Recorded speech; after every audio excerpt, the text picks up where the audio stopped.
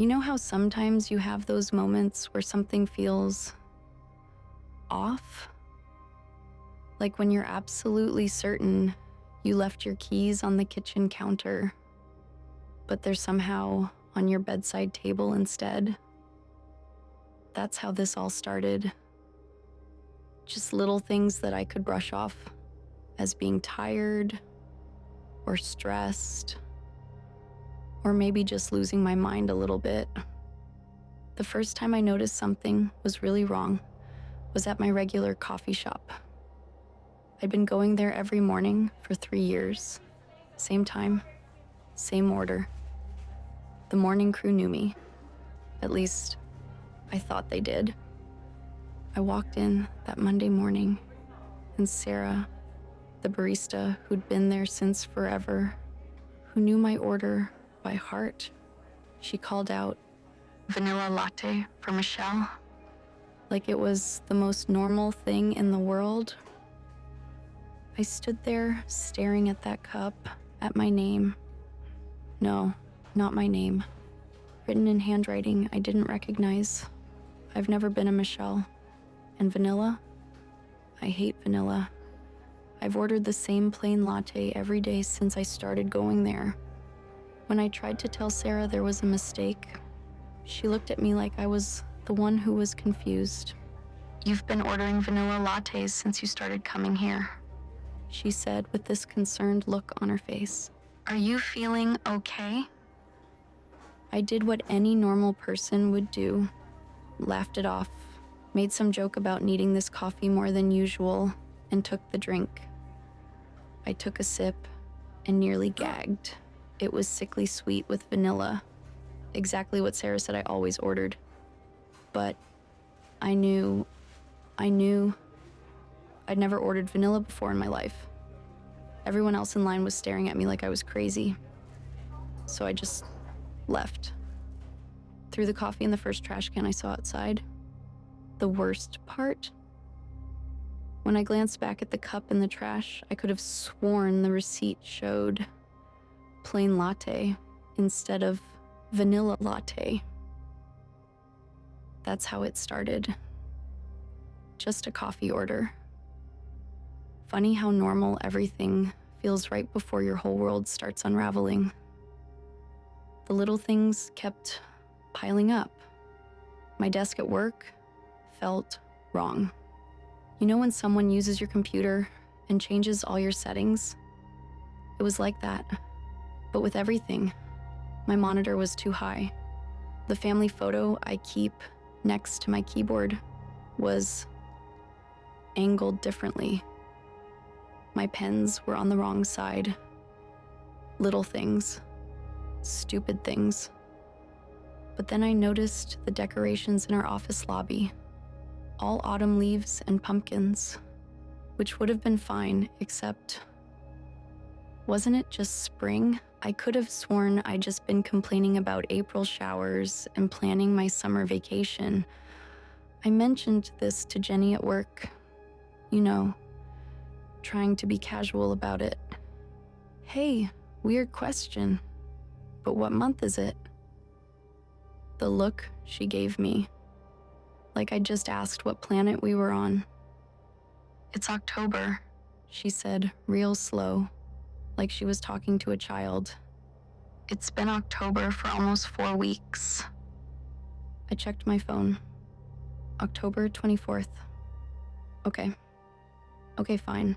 But I remembered spring. I remembered rain and flowers and Easter displays in store windows. I'd just bought a new spring jacket, hadn't I? When I got home that night, I went straight to my closet to find that jacket. It was there all right, but it wasn't the light windbreaker I remembered buying. It was heavy wool. Perfect for October. That's when I started keeping notes on my phone. Just little things at first. What day it was, what I did, what felt wrong. Normal stuff, right? Like maybe I was just stressed and needed to get organized. But the notes, they changed. I'd write something down, absolutely clear in my head, and the next day it would be different. Words I knew I'd written were altered. Times and dates shifted. Even the order of the entries changed. Then I started losing time. Not like when you zone out during your commute and suddenly you're at work, though that started happening too. No, this was different. I'd blink during a meeting and suddenly be back at my desk, hours later, with an inbox full of emails I'd apparently sent, but had no memory of writing. I'd find myself in the middle of conversations I couldn't remember starting. People would reference things we'd apparently just discussed, but I had no recollection of speaking to them at all. And then there was the beeping. At first, I thought it was someone's phone, or maybe a truck backing up outside, but it never stopped. This steady, rhythmic beeping that seemed to follow me everywhere, always just quiet enough that I wasn't sure if it was real or if I was imagining it. When I asked other people if they could hear it, they'd look at me with that same concerned expression Sarah had given me in the coffee shop. The reflections started next. I'd catch glimpses of strange figures moving behind me in windows or mirrors. But when I turned around, there was never anyone there. Sometimes, in the middle of talking to someone, their face would shift. Like when you're looking at a picture on a bad internet connection and it keeps trying to load properly. Once, I was sitting at my desk, holding my coffee cup, and my hands just passed right through it, like I was a ghost. But the coffee spilled anyway, all over my keyboard. When I asked my coworker if she'd seen what happened, she said I hadn't had any coffee on my desk all day.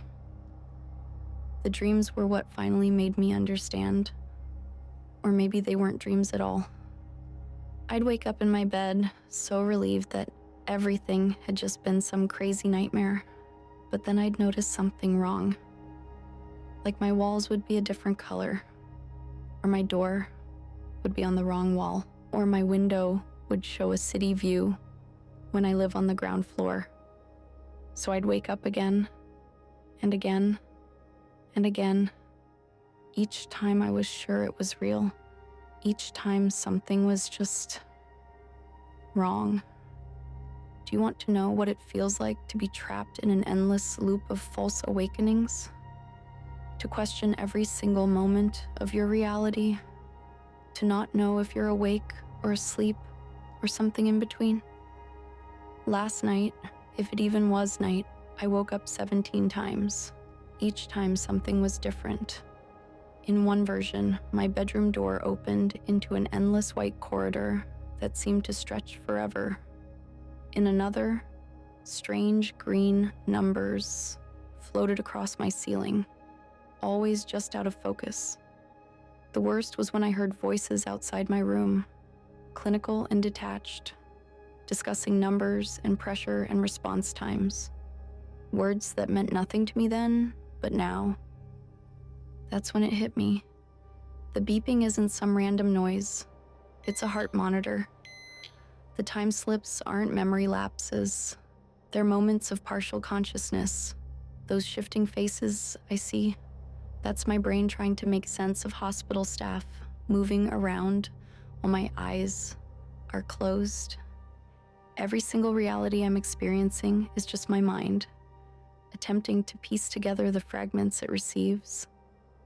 Bits of conversations from visitors, the sensation of medical procedures, the constant, endless sounds of hospital equipment. I'm not losing my grip on reality. I'm trying to wake up. But here's the thing that really terrifies me.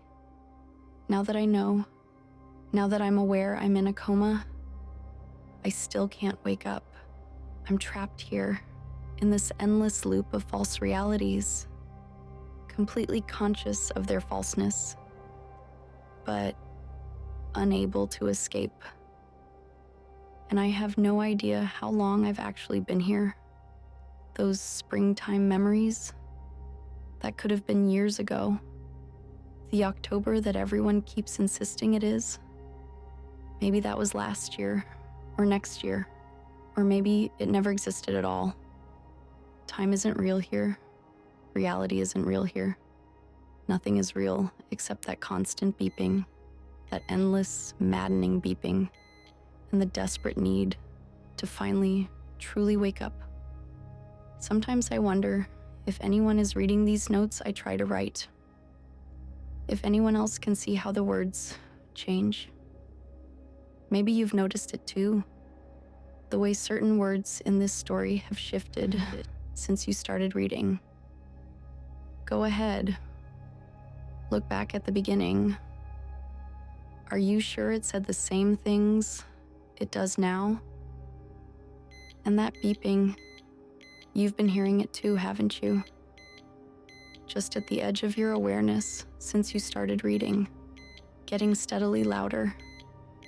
You probably thought it was something in your house or outside your window.